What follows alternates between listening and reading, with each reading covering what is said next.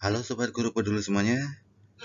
Assalamualaikum warahmatullahi wabarakatuh. Jumpa lagi dengan saya di channel Guru Peduli, yang dalam video kali ini saya akan membahas tentang kumpulan soal SKB untuk jabatan fungsional auditor, baik untuk auditor internal maupun auditor inspektorat. Kumpulan soal ini merupakan kumpulan soal bagian pertama.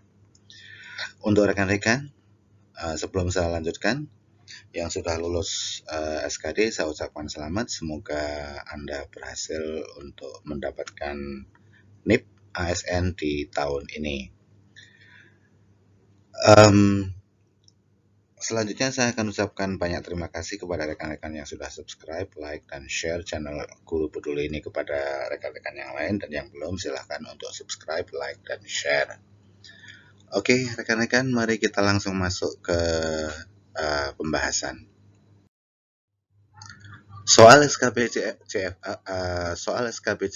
atau jabatan fungsional auditor itu meliputi satu, pengantar sistem pengendalian manajemen, yang kedua sistem administrasi keuangan daerah, yang ketiga sistem administrasi keuangan negara, dan yang terakhir adalah sistem pengendalian manajemen. Oke rekan-rekan, mari kita langsung masuk ke soal pertama. Soal nomor 1. Selain pengawasan secara langsung, sistem manajemen modern memerlukan jenis pengawasan lain untuk mengatasi kompleksitas kegiatan organisasi. Pengawasan tersebut dinamakan A. Sistem pemantauan organisasi, B. Sistem pemantauan manajemen, C. Sistem pengendalian manajemen, atau D. Sistem pengendalian manajer. Ini adalah sistem manajemen ya, soalnya adalah tentang sistem manajemen modern, berarti pengendaliannya adalah pengendalian manajemen. Jadi jawaban yang tepat adalah Charlie. Soal berikutnya nomor 2. APIP atau APIP adalah A. Aparatur pengawasan internal pemerintah, B. Aparat pengawas internal pemerintah, C. Aparat pengawasan intern pemerintah, atau D. Aparatur pengawas intern pemerintah.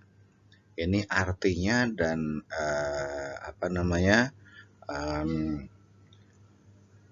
hampir sama ya kata-kata yang ada di sini, tapi Anda harus memilih yang baku, yang pas, yang memang digunakan oleh pemerintah, istilah yang baku ya. Jawaban yang benar atau istilah yang baku adalah alfa, aparatur pengawasan internal pemerintah. Soal berikutnya nomor 3. Pelaksana pengawasan intern pemerintah daerah tingkat provinsi adalah, ini tingkat provinsi, berarti adalah inspektorat provinsi. Jawabannya delta. Berikutnya soal nomor 4.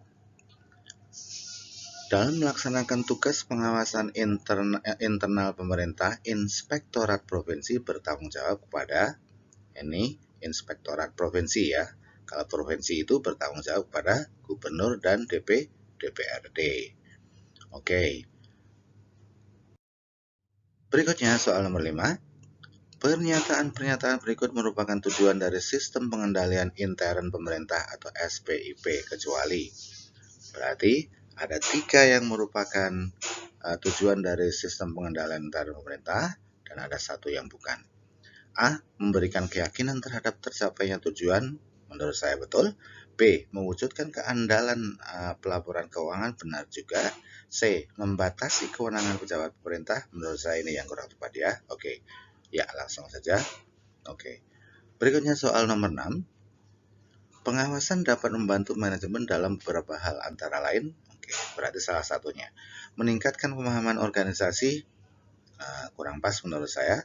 Yang benar adalah menurut saya delta ya, meningkatkan kinerja organisasi. Oke.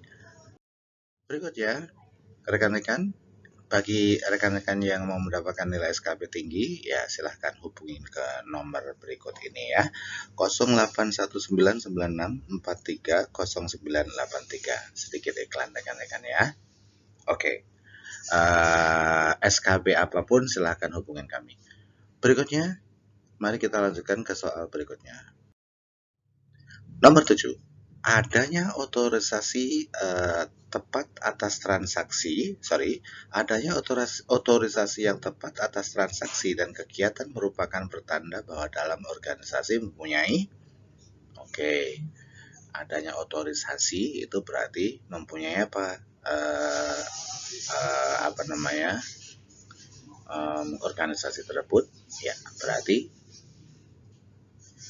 ya pengendalian manajemen. Berikutnya soal nomor 8. Sistem akuntansi yang efektif disusun dari metode-metode dan catatan-catatan yang digunakan antara lain untuk A. Mengidentifikasi dan mencatat transaksi yang sudah diotorisasi. B. Mengidentifikasi dan mencatat transaksi yang belum diotorisasi. Menurut saya langsung saja ya, ini jawabannya adalah A.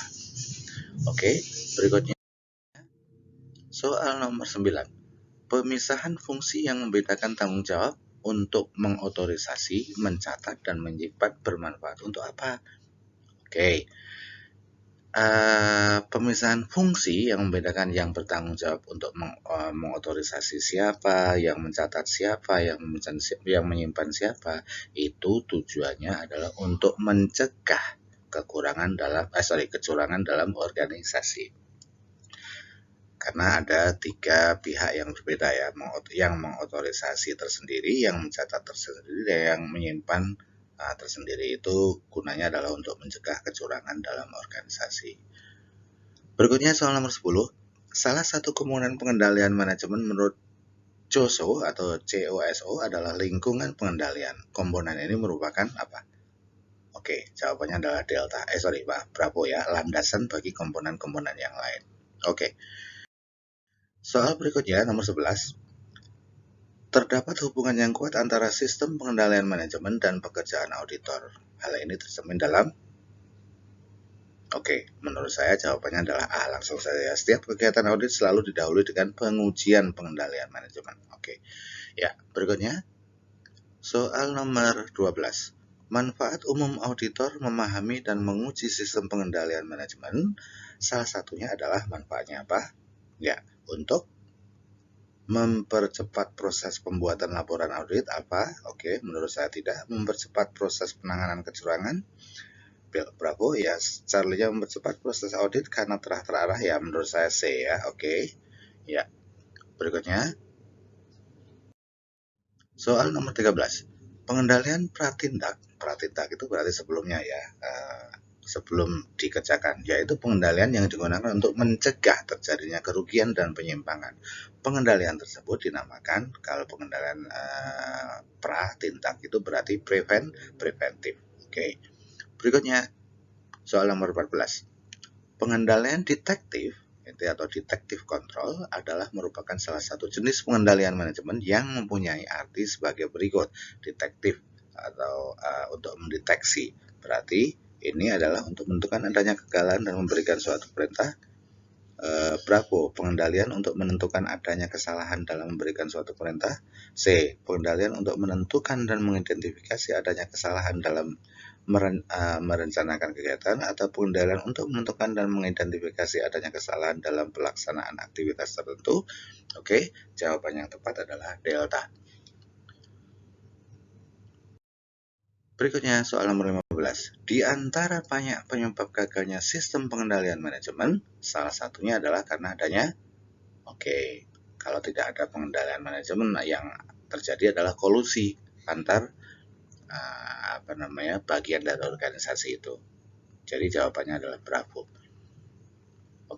Berikutnya soal nomor 16. Dalam era reformasi maupun globalisasi dituntut adanya transparansi. Oleh karena itu, harus memiliki informasi keuangan dan operasional yang layak dipercaya. Hal ini dapat diartikan A.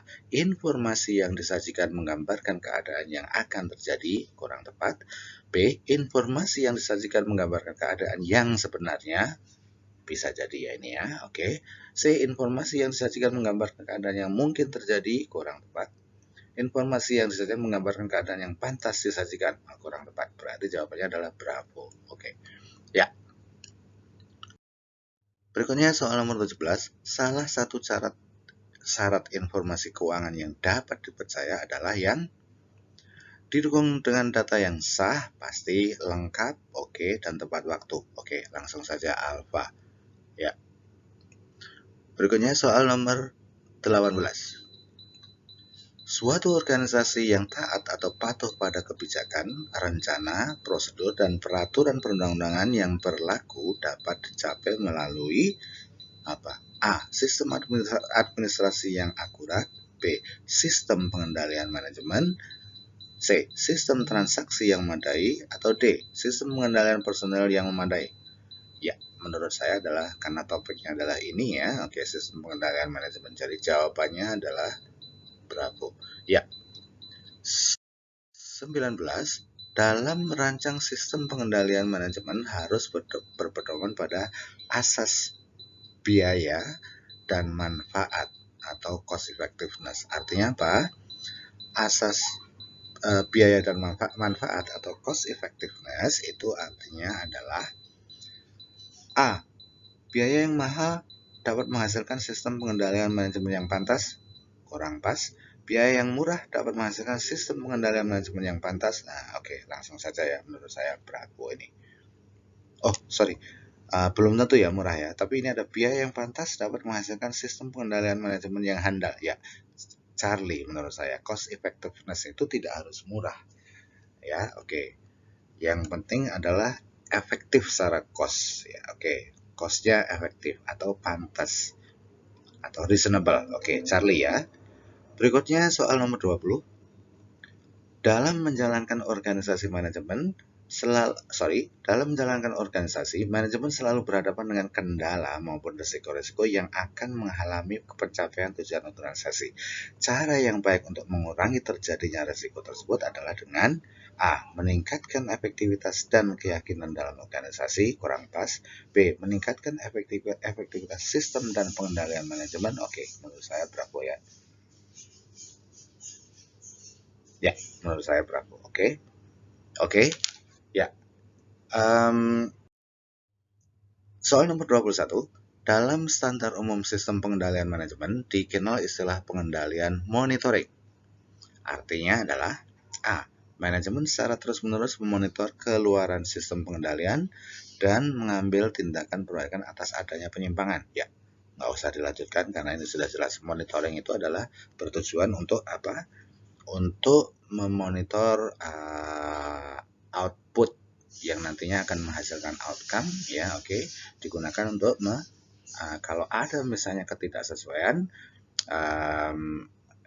bisa dilakukan perubahan rancangan ya atau mengambil tindakan perbaikan atas adanya penyimpangan tersebut. Jadi jawabannya adalah alfa.